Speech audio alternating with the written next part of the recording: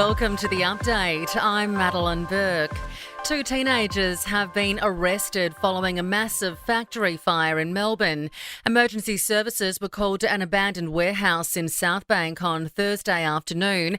A 13-year-old boy and a 15-year-old boy were arrested at nearby Southern Cross Railway Station yesterday. They've been released pending further inquiries. At least 20 public servants could face civil or criminal action as a result of the Robo-Debt Royal Commission. More than 500,000 people were wrongly sent computer-generated debt notices over 4 years. Kath Madgwick lost her son Jared and says those responsible should be held to account. If they've done something that's illegal and criminal, I think they just should be like any other person. They should be charged. They've rolled out this system without any duty of care so that, anybody in society has to take consequences for their action. PM Anthony Albanese says the report shows robo-debt to be a gross betrayal and a human tragedy.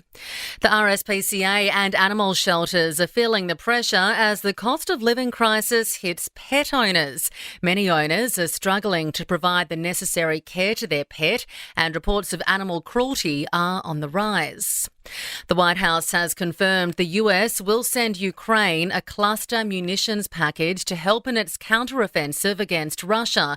Amid an ammunition shortage, Ukraine has been asking for the weapons for months. National Security Advisor Jake Sullivan says the White House had postponed the decision for as long as it could because of the risk of civilian harm. We recognize that cluster munitions create a risk of civilian harm from unexploded ordnance. This is why we've deferred the decision for as long as we could. But there is also a massive risk of civilian harm if Russian troops and tanks roll over Ukrainian positions and take more Ukrainian territory. Mark Zuckerberg has revealed that Threads has surpassed 70 million sign-ups. The new app is similar to Twitter and has been pitched by Meta bosses as a friendly alternative. Sport and entertainment are next. In sport, Australia leads England by 142 runs with 6 second innings wickets remaining after a dramatic day 2 of the third Ashes test. Opener David Warner was out for 1 run while Steve Smith went for 2. In NRL, the Raiders have survived a second half comeback from the Dragons to seal a 36-26 win.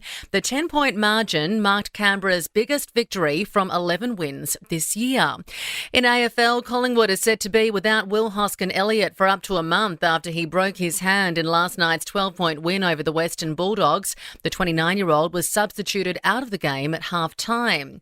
In entertainment news, video footage has emerged of Britney Spears getting struck in the face by an NBA player's security guard after she tapped him on the shoulder to ask for a photo. Both Britney and Victor Wembanyama have spoken out after the pop star claimed she was slapped.